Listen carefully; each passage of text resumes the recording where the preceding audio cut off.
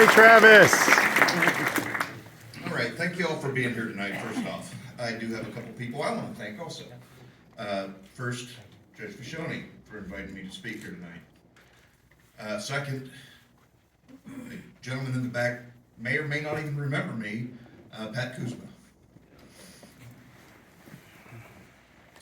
He was my attorney. I will get through this, but it's going to be emotional. The staff of SRCCC, they all helped me.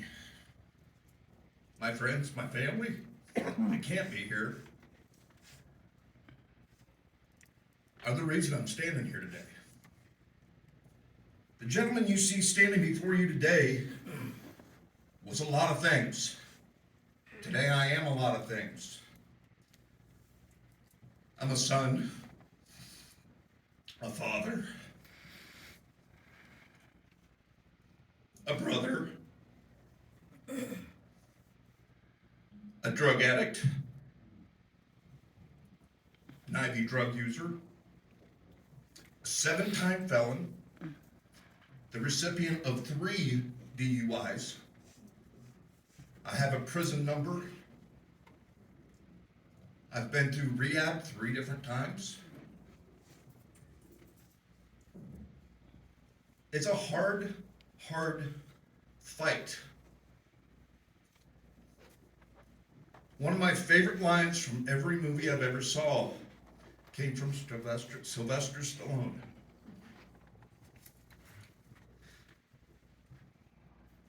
He said, "It's not how hard you get hit, it's how many times you get back up."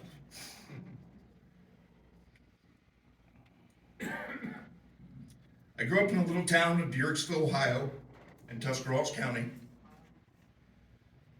Very poor. I know what government cheese tastes like. I remember seeing boxes on the shelf that said cereal, white box, black letters. My addiction started at 4 years old. I didn't have to use a drug or alcohol to be an addict. My addictive behavior started at 4 years old. I began lying, cheating, stealing at 4. As I grew, my addictions got worse. I started putting substances into my body because I didn't want to feel. I didn't want to hurt.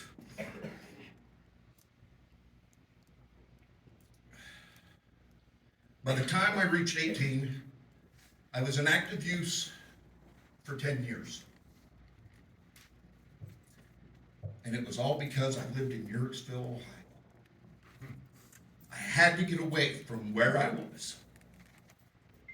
So I joined the military. So yes, I'm also a veteran. Spent 6 years in the Air Force, served my country, was in active addiction the entire time. I found a way to use when there was no way. I managed to stay out of trouble and use until I was 42 years old. At that time, I lost my hips because of alcoholism. There's a disease called avascular necrosis of the femoral heads. There's 2 ways to get this disease. That's through extreme drinking or blunt force trauma. And as far back as I can remember, I don't remember any blunt force trauma. So it had been from the alcohol. Well, when I had both of my hips replaced, I was given narcotics to ease the pain. And I liked it. And I continued to take it, and I continued to find ways to get them from my doctors because it It was easy to get. I just had 2 hips replaced. The doctors had no trouble giving me narcotics. They had no trouble giving me opiates. I also found a friend in Liquid Dilaudid.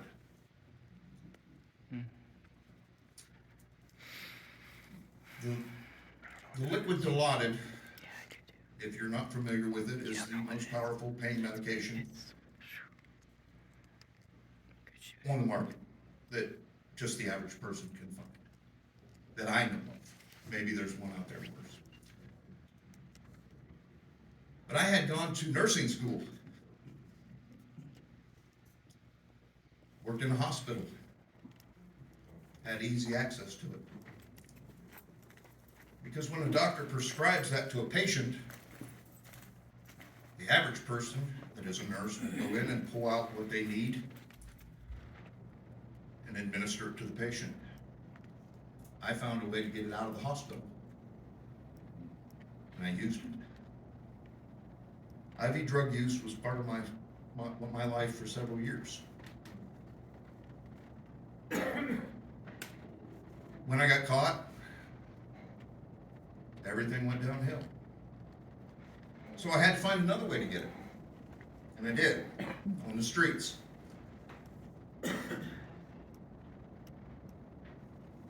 It took me to places I never ever want to go again. It takes me to places that I'm ashamed of. It made me a person that I don't ever want to be again.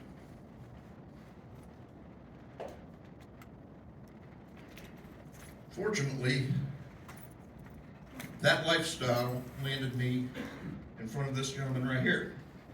And he wasn't real happy with me because he set up a court date and I really didn't like him. So I ran to Florida. He wouldn't be in jail. What I didn't realize is my attorney and this gentleman had agreed to put me in honors court, which I probably would have flown through with flying colors and gotten out and had a pretty decent life again. But no, my sick brain said run. So I did. I ran to Florida, I got picked up, spent the next 199 days in county jail, and then was sentenced to 3 years in prison. And I deserved every minute of it. And it saved my life. Because I was forced to find a way to not use. There was plenty of ways to use, but I made the decision I didn't want to use anymore. 2.5 years ago, I used my last drug.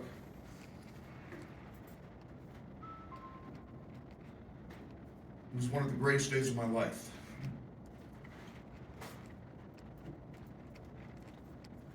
And I get 24 hours each day to show my appreciation to those that helped me not use again. Because I didn't do it on my own. I can't do it on my own. It's too hard. But I left drugs behind. They didn't leave me. I can go back to them anytime I want to. Can I ask you a question? Absolutely. What tips can you give those out there that may be struggling right now, like you were, to maybe get over the hump? What thoughts do you have on that? The thing that got me over the hump was coming to the realization that I couldn't stop. It was a true powerlessness. I had to finally face the facts that it beat me. It was stronger than I was. And once I accepted that, I was able to ask for help. But it took me being beaten before I got to that point. I know people that are in recovery that didn't have to get to that point. I'm just hard-headed. If you tell me I can't do something, I'm gonna try to prove you wrong every single time. I was beaten into submission by an inanimate object that I used to stick in my arm. So that tells me that there's something bigger than me out there. There's a power greater than me, and it's drugs. So if there's a power bigger than me that's negative, there must be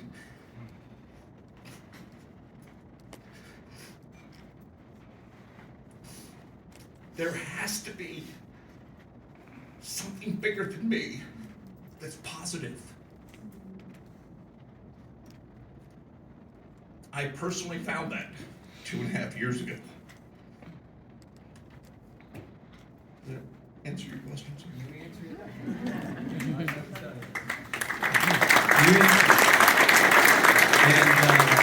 I have to tell them out there, I've had lunch with you, you're one of the smartest people that I've met. And I think the courage that you have shown throughout this process and today will make a big difference. What we do after each speaker, those of you who haven't been there, I'm gonna have you ask 2 or 3 questions of each person, and then at the end, we will open it to questions for everybody. And then the speakers will stay up afterwards if anybody wants to ask them something